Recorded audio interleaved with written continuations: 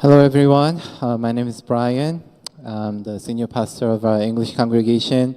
I welcome all of you, and I'm so happy to have our youth here joining us today. I don't know if it's because our youth is here, but as I was worshiping, this image popped into my mind, something I saw on the news this week.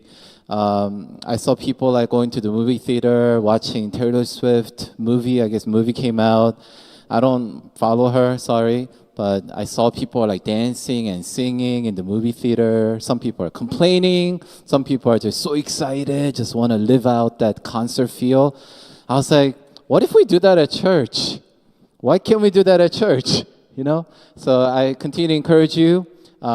You can worship the Lord same way. I believe God is greater than Taylor Swift in many, many ways.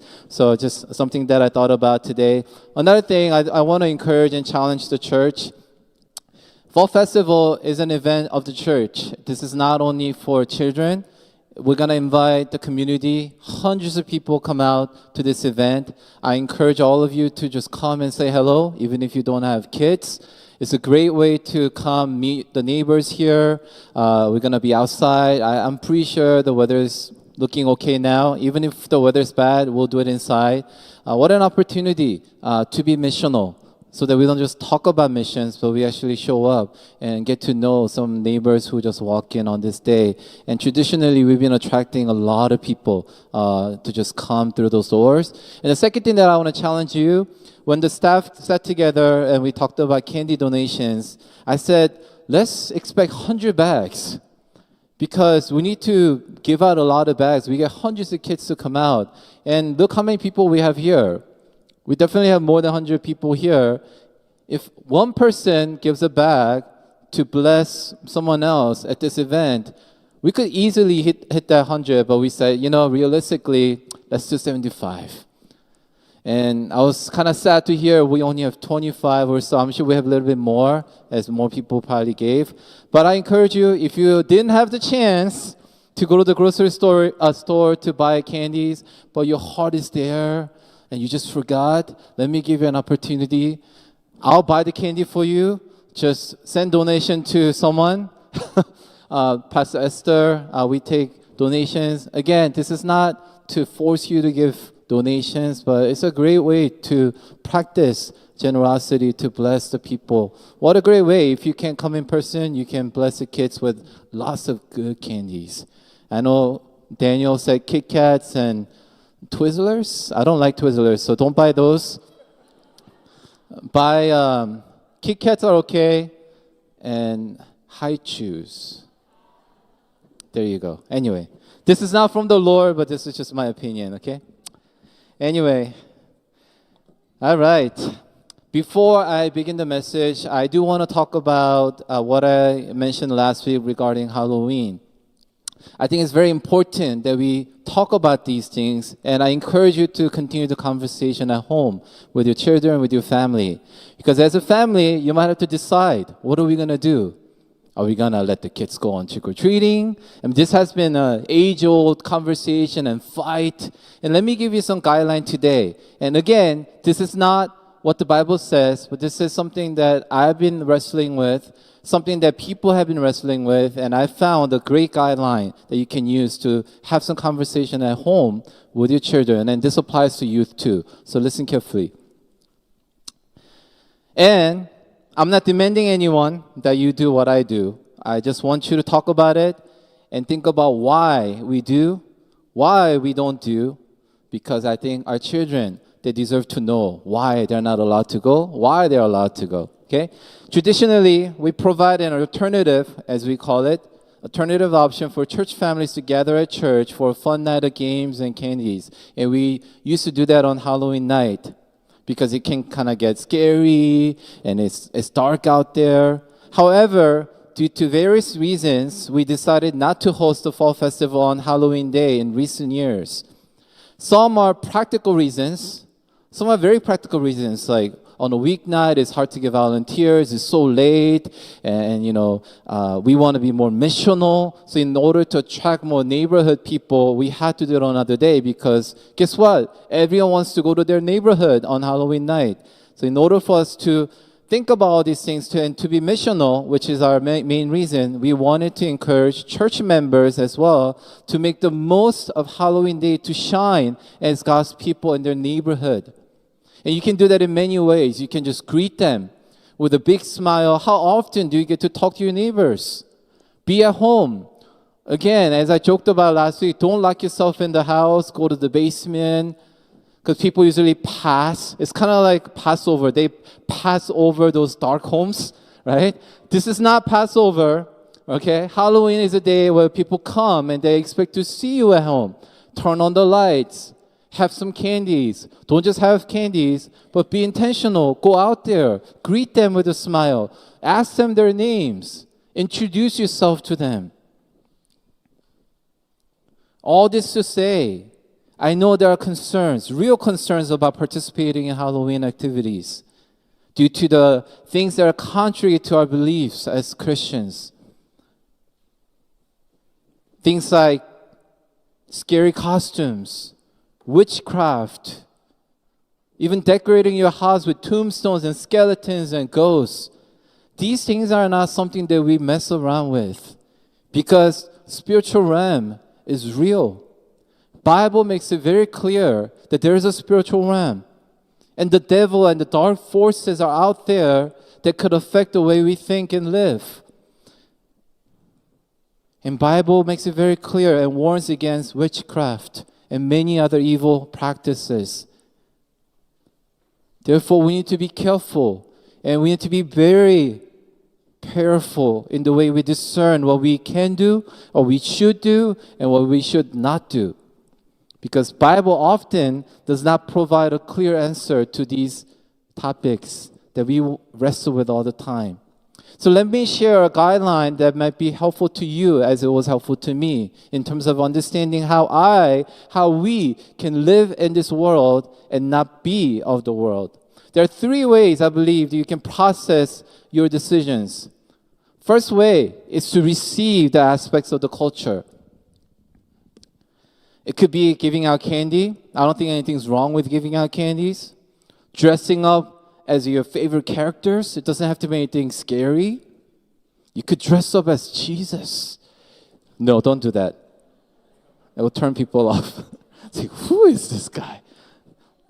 I won't do that either, don't worry. And have fun with your family and friends. Make this night a fun day for your family to build new tradition. Go against the flow of this culture. Create a new culture that your friends will start to ask questions why you will do things a certain way. And there are many aspects of culture that you can receive without worrying about compromising your faith. Second way to process this is to reject. I believe there are things that we need to reject. Clearly, I told you, we don't worship the devil. We don't practice the things of the devil. Witchcraft, scary costumes, and things like that. We're going to reject that idea. And even reject that idea, if you don't give me candy, I'm going to curse your house. We don't receive that. We reject that, but we don't have to repeat those lines. People will still give you candies, believe it or not. And third way might be a little bit complicated, but this is where it requires a lot of prayers, a lot of discernment, a lot of discussion among families. And that is to redeem. So receive, reject, and redeem. First 2 options may be sometimes straightforward, but this third option will require a lot of thoughts. Talk about it with your family, with your spouse, with your children. Because there's conscience that's involved. If there's something that's bothersome, you need to address it. That's why I encourage all families to think about this, to pray about how we can redeem this night that's defined as a day where you just go out and do evil things. As people of God, we can change the narrative. This is also a day that God has created. How can we rejoice? How can we make it holy as people of God? I believe there are ways we can do so. As you talk to your family and friends and your children, be biblically informed. What does the Bible say about certain practices? Be spirit-led and seek advice and opinions from those you trust and people who can explain things to you. After all that, If you make a decision not to participate in certain things, that's totally fine. If you make a decision after all that to participate in some of the things with a good conscience, it's all fine. Seek the Lord. Make the most out of the opportunities that God gives you to make this Halloween a missional day in your own neighborhood. If you have any questions or need some advice, you can come talk to me or talk to other pastors. But I just wanted to share that. With that, let's just jump into our message today. I don't have much time, but I'll try to just breeze through this. Today, we'll be talking about the most exciting topic, which is money. We love money, don't we? Who doesn't like money? We all do, right? We all love money. But when it comes to talking about money at church, we hate. Is that weird? We love money. We talk about money all the time. We think about money all the time. But whenever we talk about it at church, we're like, ugh. Like something in me is just like, ugh.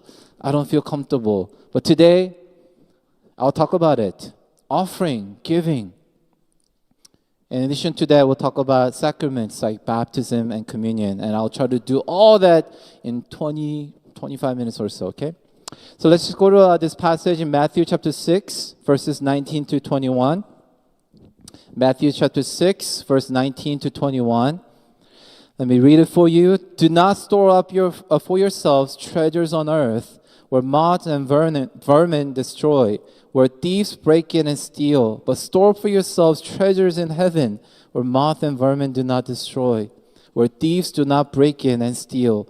For where your treasure is, there your heart will be also. Where is your heart today? Where is your heart? You know, do you have these moments when you know that God is trying to speak to you? Wherever you turn, whether you drive down the highway, you open the Bible, whether you turn on the radio, I don't know if you listen to radio anymore, whatever podcast, whatever you listen to, somehow, same message is just coming again and again and again. And you wonder, God, are you trying to say something? And that was the moment for me this week.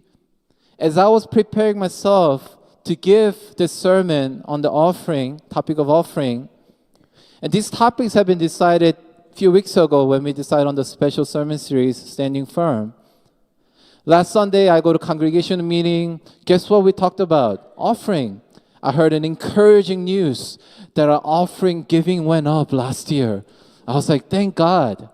Because it shows not only the number went up, I'm happy about the number, which I am happy about, but it shows that people are growing in their faith. And I'll explain why.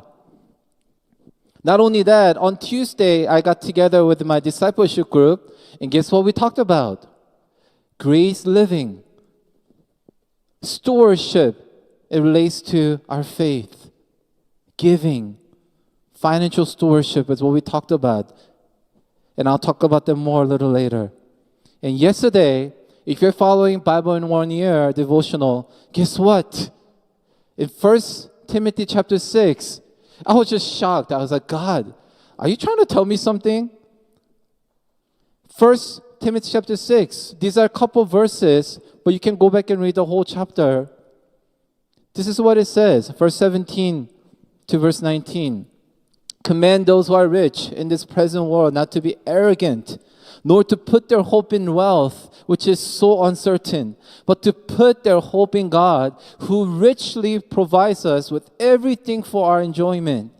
Command them to do good, to be rich in good deeds, and to be generous and willing to share. In this way, they will lay up treasures for themselves as a firm foundation for the coming age, so that they may take hold of the life that is truly life.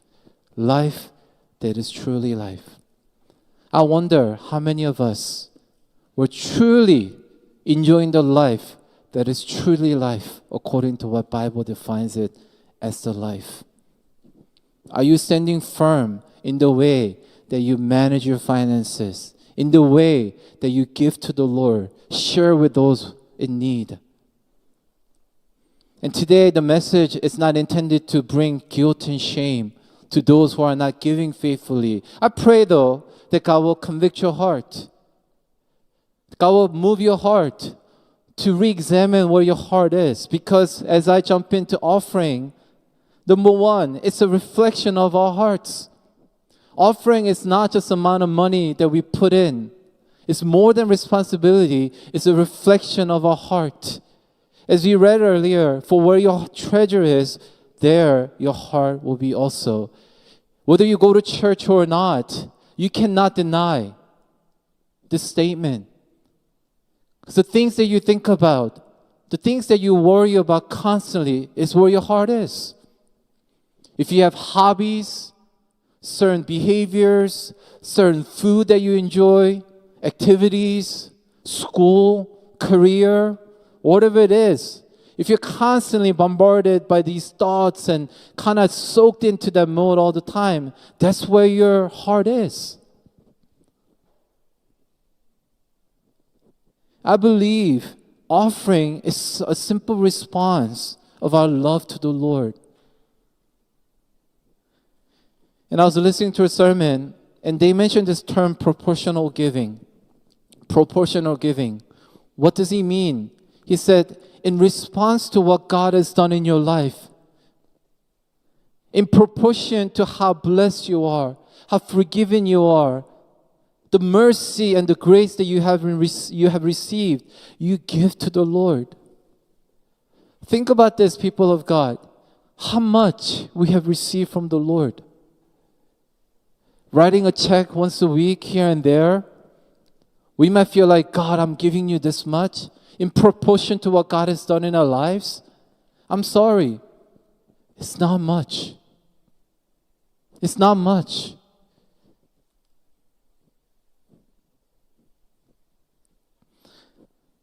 When we go to the Bible, we see a lot of encounters in the Bible, especially with Jesus. And there's a guy that I wanted to highlight.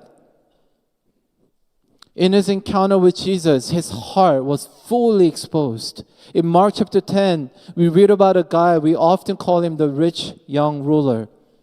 This guy had everything together. He obeyed every command.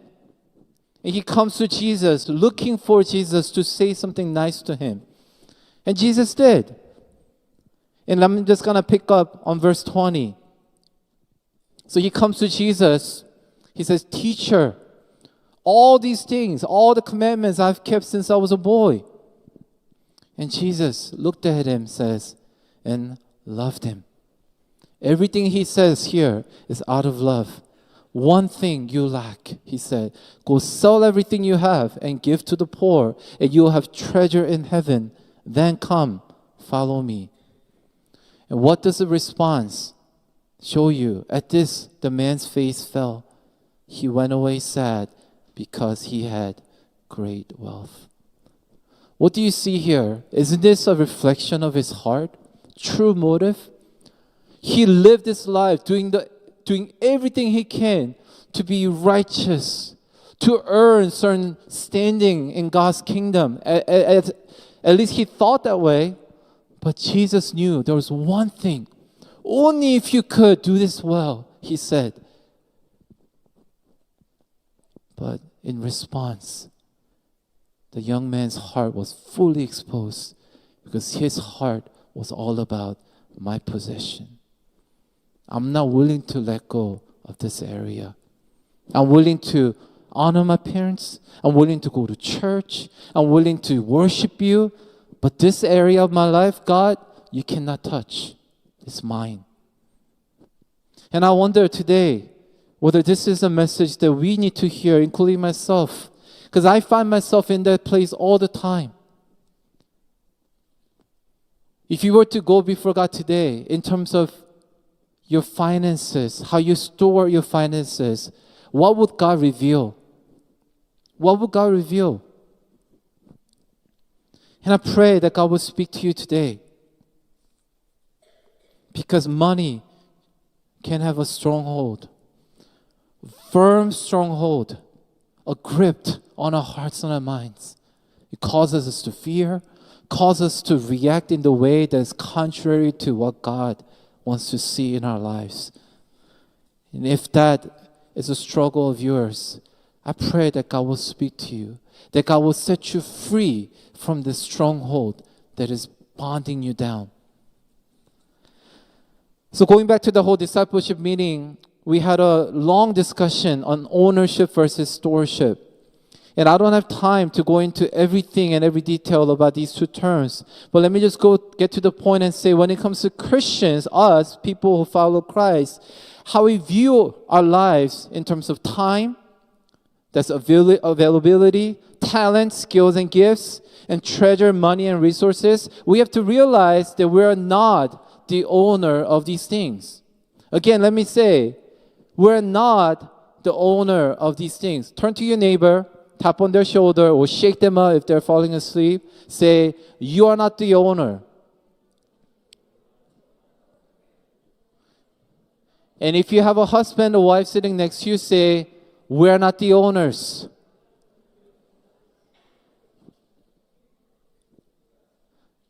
We're not. And I hope this resonates with your heart and convicts your hearts.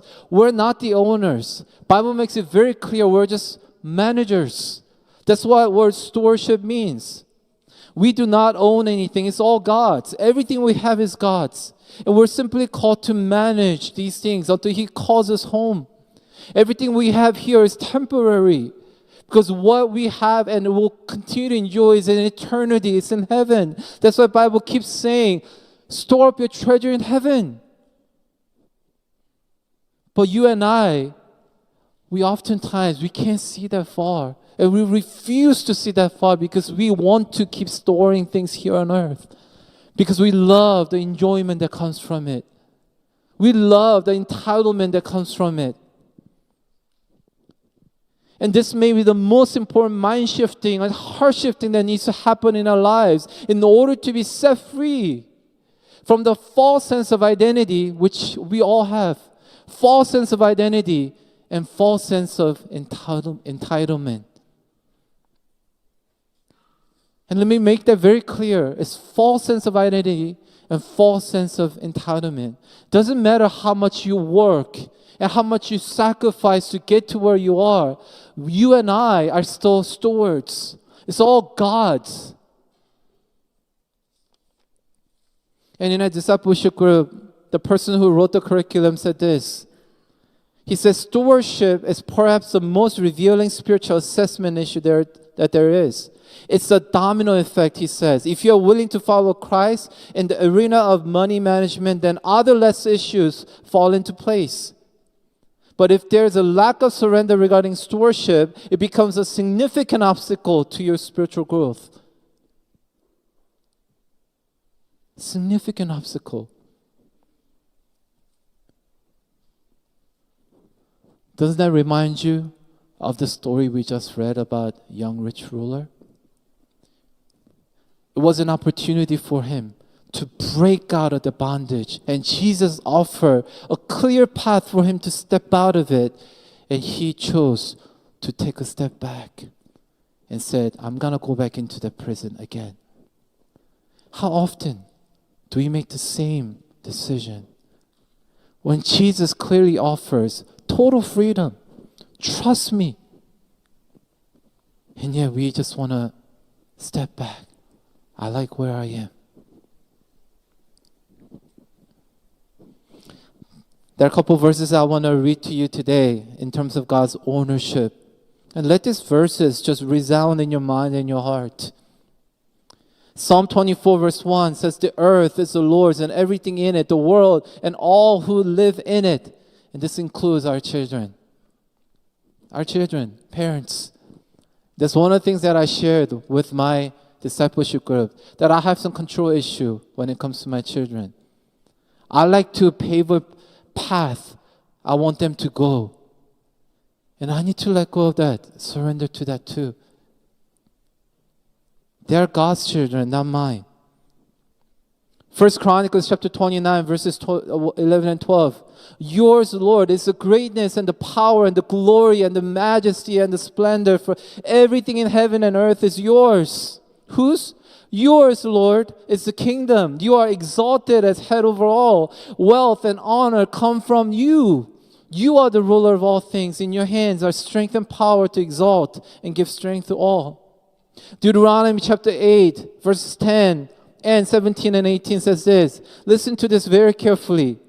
When you have eaten and are satisfied, praise the Lord your God for the good land He has given you. Because, verse 17, you may say to yourself, my power and the strength of my hands have produced this wealth for me.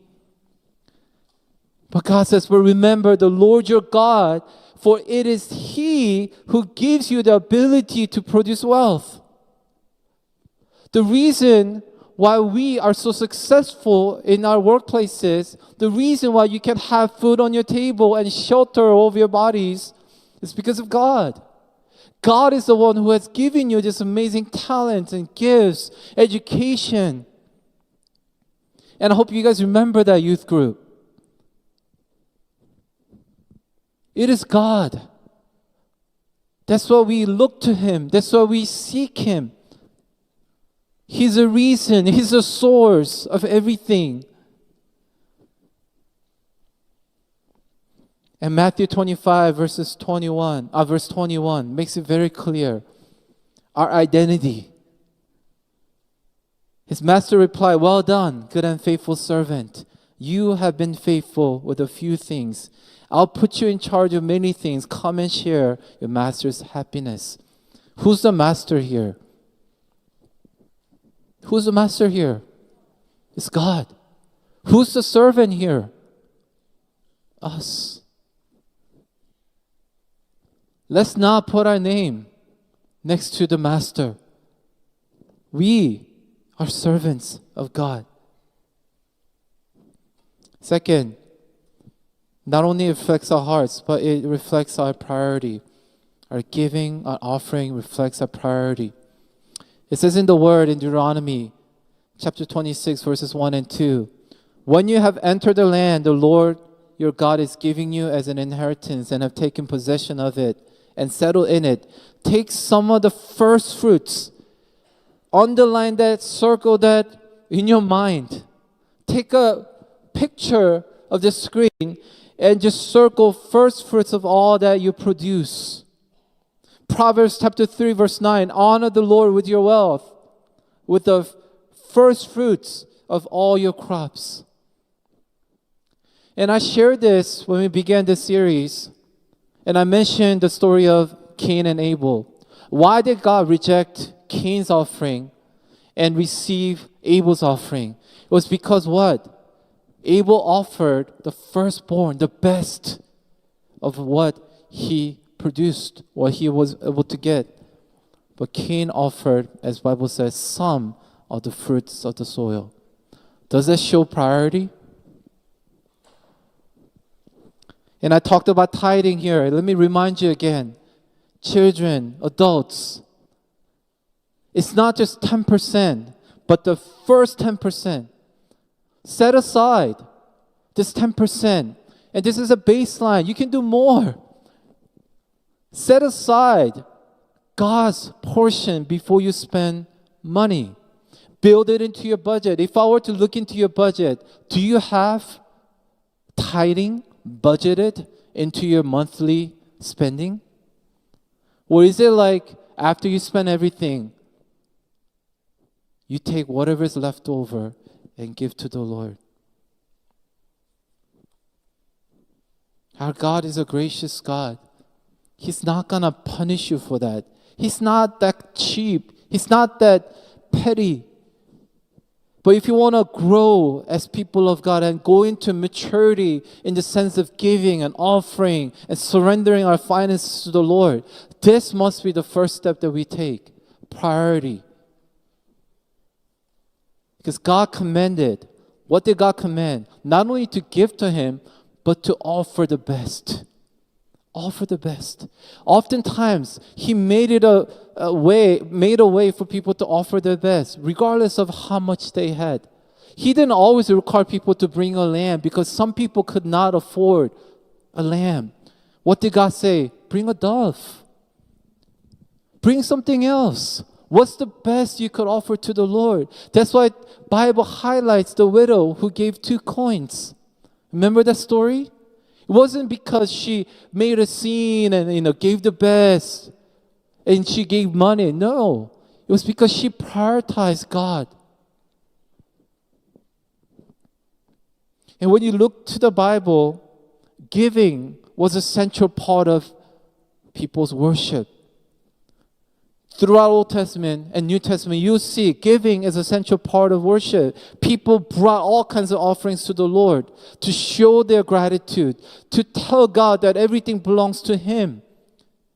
Not only that, their offering provided for the various needs of the community, including sometimes temple projects and whatnot. Whether people brought a piece of jewelry, crops, animals, or a coin, people gave willingly and joyfully because it was a mutual benefit to the whole community. God does not need our money. God does not need the lamb. What is He going to do? Eat it? It was for us, for our sake, to grow in our surrender to the Lord, to learn in this discipline of giving our best to the Lord. And that's why the Bible talks about it. So let me ask you today, what does your financial record, your habits, budget, giving record reveal about your heart and your priorities? I don't know. I personally do not have access to all your givings. I could look into it, but sometimes I don't want to. You know why? Because I might be discouraged. Because that's the fact. Even mature Christians, pastors and elders, deacons, Sunday school teachers, we might be talking about these things, and yet this is one area that many people struggle. And I pray today that you really wrestle with God. You wrestle with God. If you have a desire to grow in your faith, don't let the finances become a significant obstacle in your growth, in your relationship with the Lord. I'll have the worship team come up. I know I'm not through, but one thing I want to tell you is, in terms of offering, what's encouraging here is that you have room for growth. I love the Bible and the way that it describes that our journey does not end here, but you have a life ahead of you. And this is what it says in 2 Corinthians chapter 8, verse 7. Since you excel in everything, in faith, in speech, and knowledge, in complete earnestness, and in the love we have kindled in you, see that you also excel in this grace of giving. There's a room for growth. Apostle Paul said, I have learned, and in our discipleship, we talked about this a lot, that there's room for growth. I don't know where you are today, but the encouragement from the Lord and from me is that there's a path laid out for you where you can grow, that God wants to help you. The Spirit will enable you to let go and release the tight-fisted hands so that you can grow in these areas. It's a discipline that we need to grow in.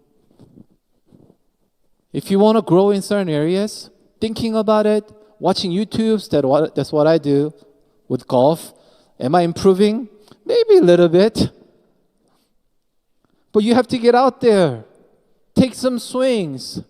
If you want to be good at basketball, soccer, whatever, you need to actually put into action some practice. Put in the work. Same with giving. It's not just come one day. Because again, the stronghold is very strong. You need to practice. You need to start early. A lot of our parents did that, right? Our parents, if you grew up in a Christian family, my parents did that. They trained me well to give $1 and do it consistently. Whenever I get money, set it aside, whether they force me, whether I willingly did it. Rarely I willingly did it because I wanted to keep it. But it's a training. Parents, train your children. to give to the Lord, to set aside money before they spend. Prioritize, honor the Lord, know that everything comes from the Lord. And as I close, I'm going to have the communion team come up. Let me just quickly share a couple things about the sacraments, baptism and communion. What is baptism? It's a public confession of your faith. Who can get baptized? It's not for perfect Christians. Remember that. A lot of times when I talk to people and say, have you been baptized? I'm not ready yet. But have you accepted Christ as your personal Savior and Lord? They say yes. Then you are ready. Baptism is not for mature Christians. In the Bible, it makes it so clear that people accepted Christ and they got baptized right away. They made their faith known. It's a public confession. I know it takes a lot to stand before people and say, I belong to Christ. But when you accepted Christ in your own moments, it's not only your personal decision, but it's good to let people know that you belong to Christ.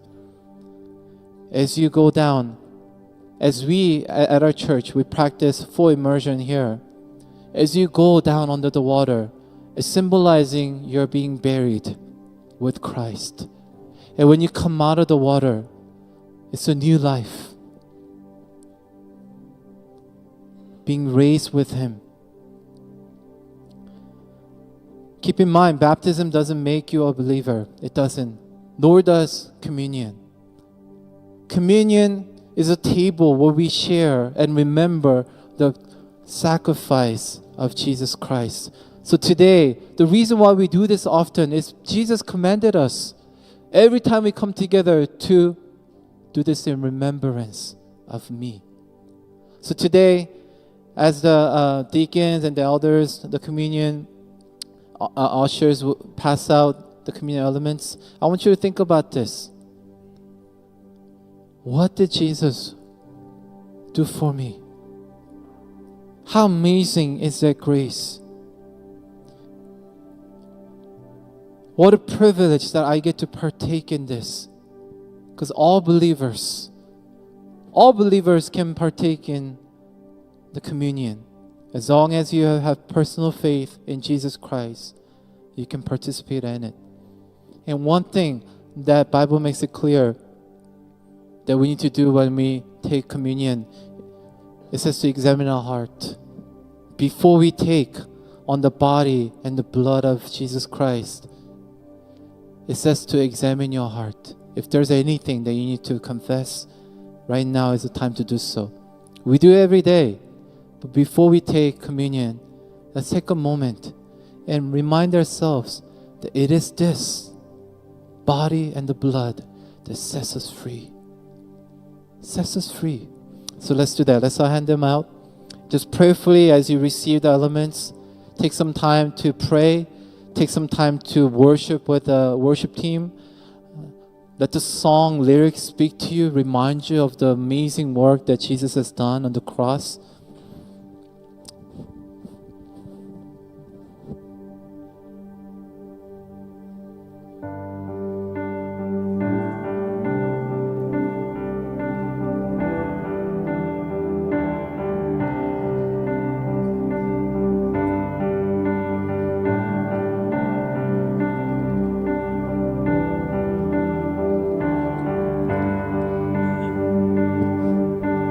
Take the bread of life, broken for all my sin, your body crucified to make me whole again. I will recall the cup poured out in sacrifice to trade the sinner's end for your new covenant. And hallelujah, I live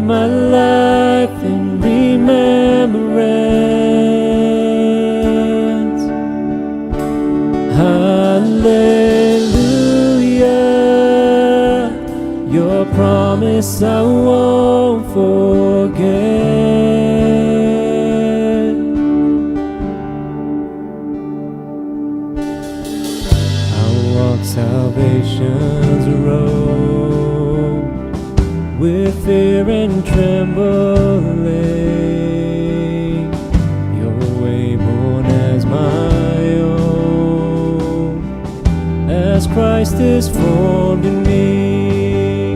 Hallelujah. I live my life in remembrance.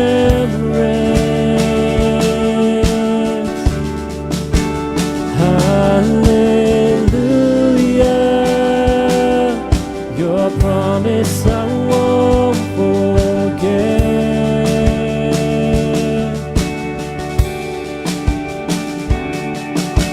If ever I should lose my way, if ever I deny your grace, remind me of the price you paid.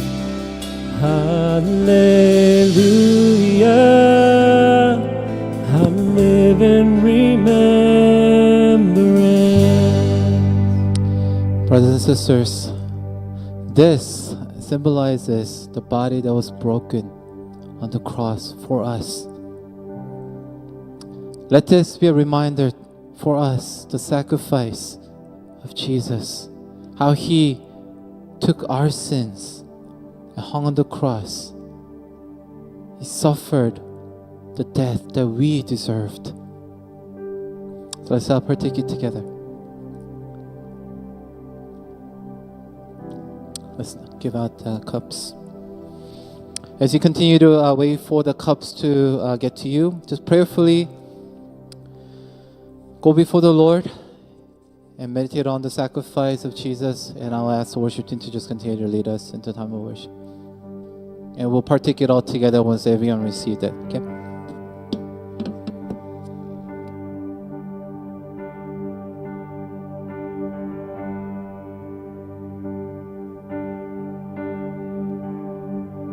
And you've been so, so good to me.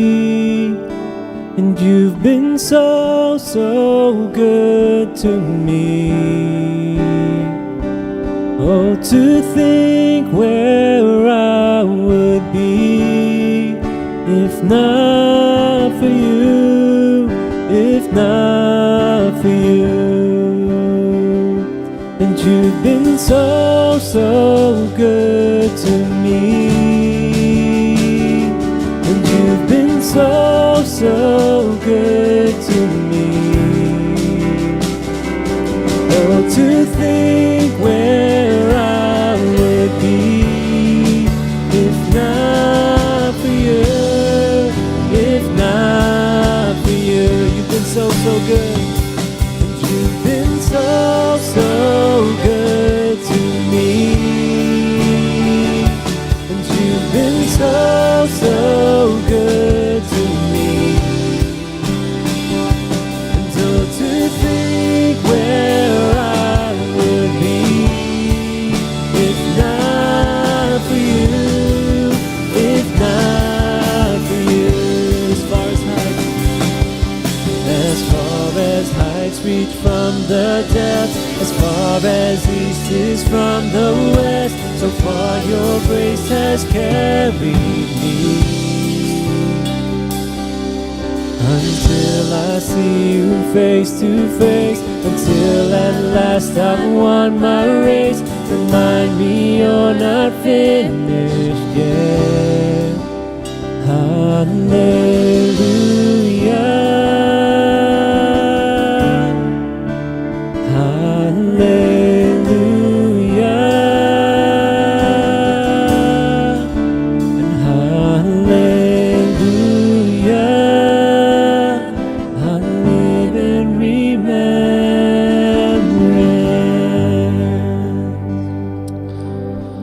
This cup symbolizes the blood that was shed on the cross to forgive our sins.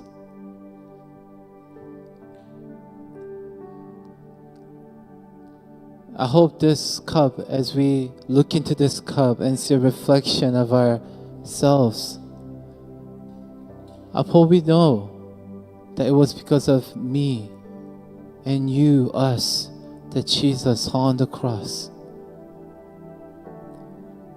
So let's partake it together in remembering His sacrifice for us.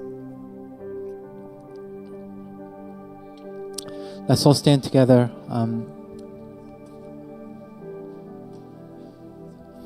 I'm gonna invite us to sing one response song, and we'll wrap up the service. But you know, every time we come to the table of the Lord, I hope we're reminded that Jesus is the one who provides all we need. And yesterday, Elder Isabella said, our greatest need is forgiveness. And Jesus has done that. But not only stopped there, but He continues to provide all our needs. So if you ask me, what is the connection between giving and communion and baptism? That's what it is. As we remember Jesus, we respond with grateful hearts. Remind our soul, our minds, that Jesus is all we need and He is the source of everything that we have. So today, as we close the service and sing this one last song, I pray that we'll truly mean it. That we will grow in this area of giving.